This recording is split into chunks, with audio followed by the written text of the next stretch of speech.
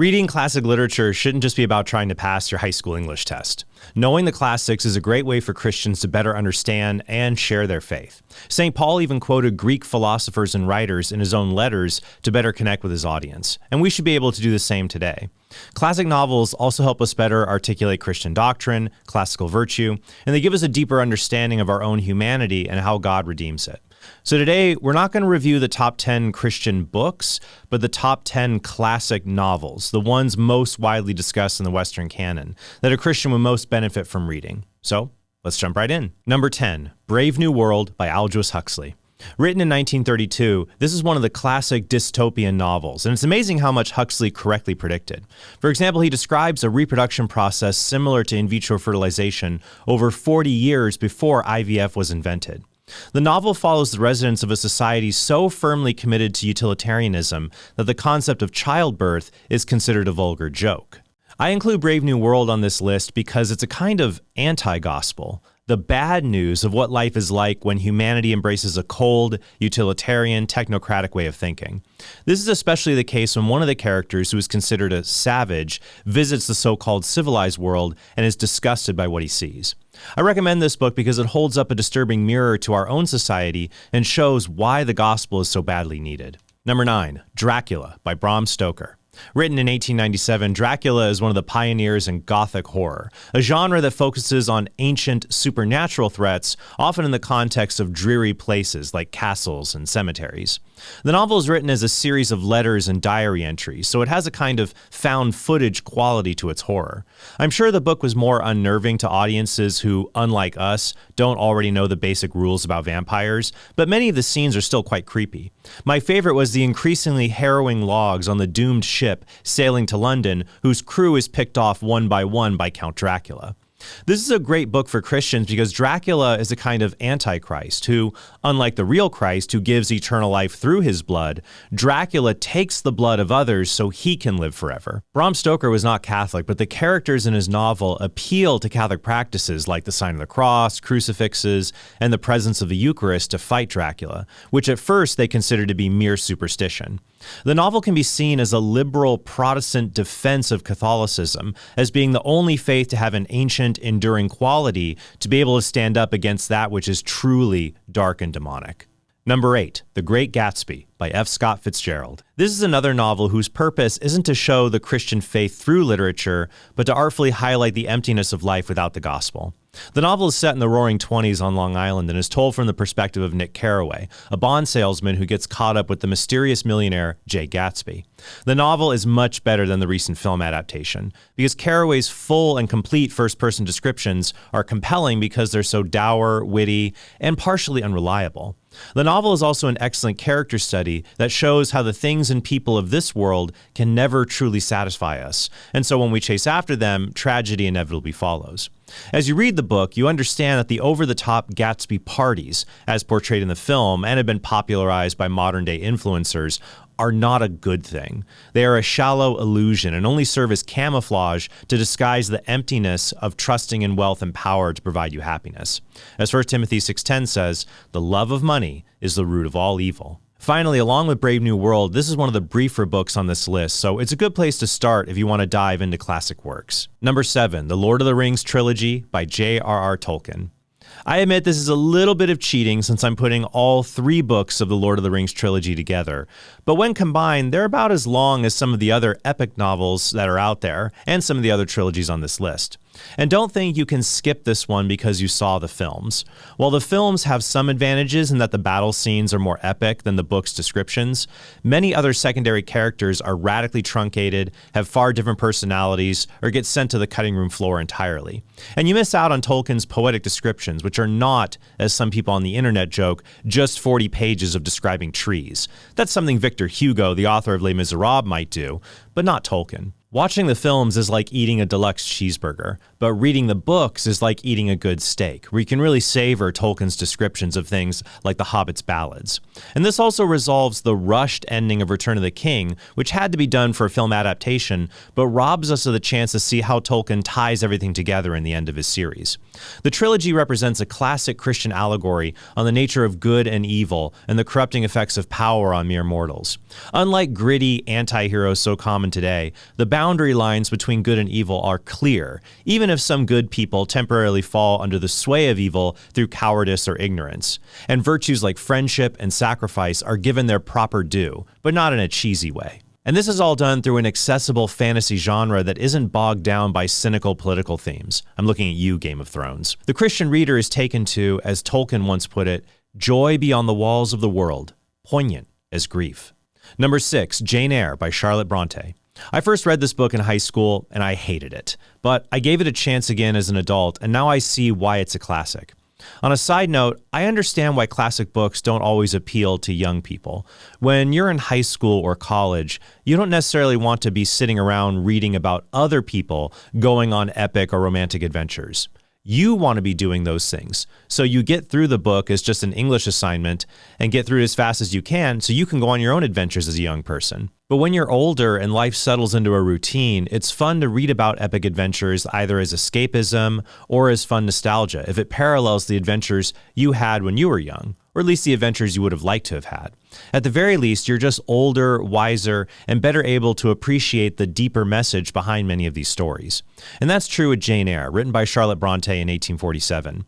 In that now as an adult, I can recognize it as a mature, gripping romance with a strong Christian theme. Jane is kind of a girl boss, but not an insufferable one. The book describes her rise from being an orphan who could have remained a jaded, awful person, and how she embraces Christianity to become a person who can forgive all kinds of evil and heal all kinds of pain in those who hurt her. The novel even has some spooky elements to it that come out of nowhere, so it's an engaging read that beautifully portrays the depth of Christian love and inspires the reader to love others in the same way. Number 5, To Kill a Mockingbird by Harper Lee. When you start reading classic works, it's funny to realize many of these authors were friends who knew each other, and they formed a kind of literary super friends. One example would be the Inklings at Oxford University, which included C.S. Lewis and J.R.R. Tolkien. When it comes to Southern writers, Harper Lee was friends with the Catholic author Flannery O'Connor, and both wrote in a tradition called Southern Gothic. We already saw that Dracula pioneered generic Gothic literature, with its focus on fear and dread associated with castles or ancient evil. Southern Gothic focuses on the fear and dread associated with the American South, especially in the period after the Civil War and during the Great Depression. The decaying medieval castle is replaced with the decaying Southern plantation, each hiding their own dark secrets. Now, this isn't a jab at my Southern friends, far from it. In fact, the impact of slavery and the aftermath of the Civil War produced a deep sense of pathos that made it not a coincidence that many of the most famous authors in American history were Southerners. Flannery O'Connor's works are classics that Christians should read, but history made Harper Lee the more famous figure, and To Kill a Mockingbird is consistently ranked at the top of great American novels, in spite of O'Connor's criticism that it's basically a children's book. On another bit of trivia, Harper Lee was friends with Truman Capote, the author of Breakfast at Tiffany's, and one of my favorite books, In Cold Blood, which basically started the true crime genre. But To Kill a Mockingbird's simplicity doesn't take away from its perennial story about a good man, Atticus Finch, standing up against racial injustice, which becomes even more tragic when we see it through not Finch's world-weary eyes, but through the eyes of his elementary-age daughter, Scout, who has yet to really understand the unfairness and evil that exists in the world. This becomes apparent in the final acts of the book, involving the blatantly racist and unjust trial of Tom Robinson, who Finch represents and clearly proves to be innocent, even though his heroic defense doesn't end up saving the day. The book becomes an iconic witness to the virtue of doing the right thing, no matter what evil befalls you, and not losing faith in humanity in the process. And I'd also add, I haven't lost faith in you, dear viewer, being able to subscribe to our channel and supporting us for as little as $5 a month at trenthornpodcast.com to help us to continue to provide quality content like this. Finally, unlike the remaining books on this list, this one is a good place to start if you have megabibliophobia, a fear of reading really long books. Number 4, Kristin Lavransdatter by Sigrid Undset. Like Lord of the Rings, this is a trilogy of novels written in the early 1920s. The novel takes place in 14th century Catholic Norway and is so rich in detail that Undset was awarded the Nobel Prize in Literature in 1928. The novel follows Kristin, the daughter of Lavrans, who is an honorable nobleman. The novel is a cautionary tale about why you shouldn't get involved with bad boys, no matter how much spark they seem to have, which is the case with Kristin's liaison with the dashing bad boy Erland. Things go from bad to worse, but the novel beautifully and epically portrays how even grave sinners can find peace with God and redemption from their sins. The novel takes on an interesting layer of interpretation when you look at it through the lens of Undset's own conversion to Catholicism, which took place in 1924 after she wrote the series. Undset's essay reflecting on her conversion, Beyond Human Limitations, says, "Only a supernatural intervention can save us from ourselves. The Christian church teaches that Christ was himself this intervention." She also says the scandal of bad Catholics throughout the ages is, in her words, the dark reverse side of the luminous doctrine of the communion of the saints. Her pre-conversion novels frequently explored the devotion to Norwegian saints like Saint Olaf Haraldsson, the eternal king of Norway as he was called. And in her conversion story, she writes the following: "The homage paid to the saints, fostered by the church from the beginning, really seems to answer an ineradicable need of our nature. We must worship heroes. In lieu of better, we have made heroes of match kings and gangsters, sportsmen and artists, film stars and dictators." If Undset were writing today, she would no doubt include social media influencers and viral celebrities. She continues, "We must set someone on a pedestal so that we may admire something of ourselves in him. In the saints is realized the object God had in creating us. To quote the words of the offertory, who didst wonderfully create and dignify the human race, and hast still more wonderfully reformed it. Only in the saints can we find an outlet for our hero worship, without at the same time worshiping of our own nature, which it is cowardly or degrading to worship." Now, Protestants may say that Christ should be the object of our hero worship, and Christ does represent the full glory of human nature. But Christ is a divine person for whom sin is metaphysically impossible. The saints, in contrast, are sinners, a fact we sometimes forget when we contrast saints and sinners as two separate categories, instead of recognizing the former is a subset of the latter. The saints also remind us, as Augustine eloquently does in his Confessions, that being a heroic and beloved child of God isn't about leading a perfect life. It's about choosing to make a decision to fully love and follow God in the present, no matter what you've done in the past, a decision exemplified many times over in the characters and drama of Kristin Lavransdatter. Number 3, The Brothers Karamazov by Fyodor Dostoevsky.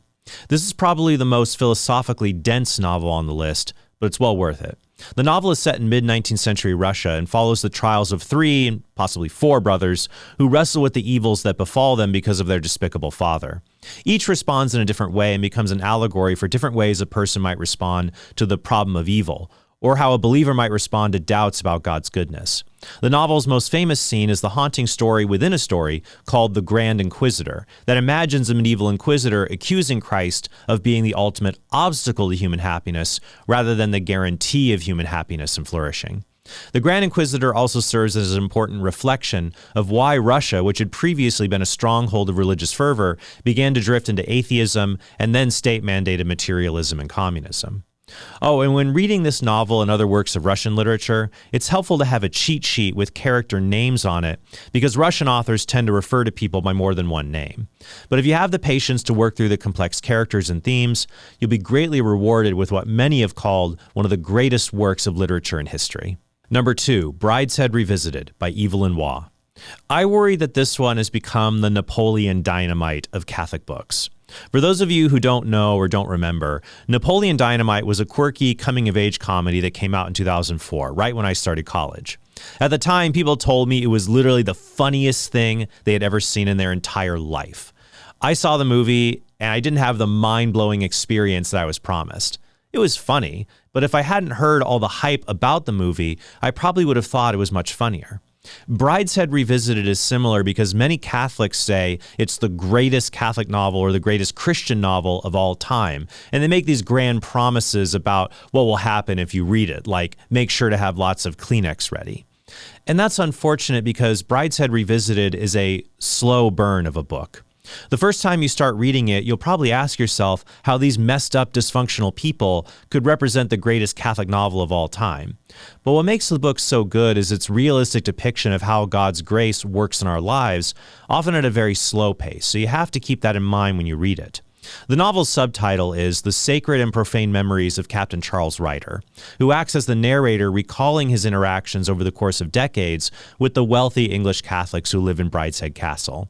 The characters are memorable, but some parts might seem a bit dry, but they're just describing very British ways of living and relating to one another. However, as I said, it's a powerful depiction of how God works in our lives.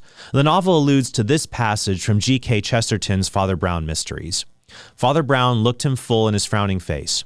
"Yes," he said, "I caught him, with an unseen hook and an invisible line, which is long enough to let him wander to the ends of the world, and still to bring him back with a twitch upon the thread." So to avoid hyping the book up too much, Brideshead is a memorable depiction of how God's grace works like Father Brown's invisible fishing line. It sometimes lets us go off to wander in sin, but it's always ready to bring us back in an instant to God. That's why we should always reach out in faith to those we think are far from God, no matter how hopeless they seem.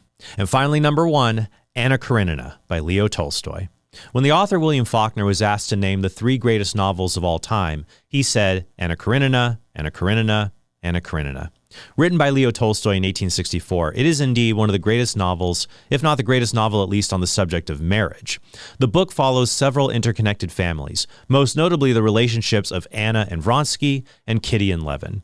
If you're married with children, you'll relate to the novel's often humorous depictions of early infatuation and how it contrasts with the reality of the hardships of marriage.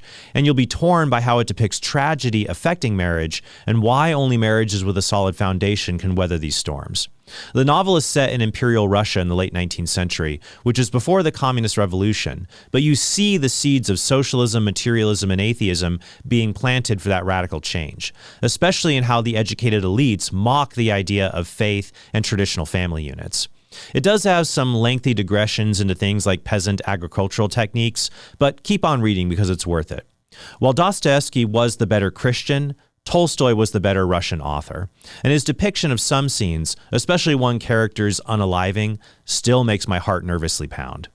I don't want to give away too much so that you can really get into the book with fresh eyes, so all I will say is that these characters show us both what true love and marriage looks like, as well as how people's sinful desires create a mockery of marriage.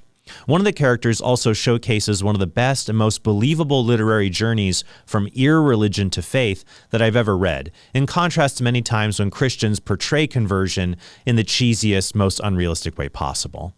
So that's my top 10 classic novels every Christian should read. Was there a novel I should have included? Was there one that I did include, but it didn't deserve to be on this list? Well, let me know what you think in the comments below, and thank you so much for watching. I hope you have a very blessed day.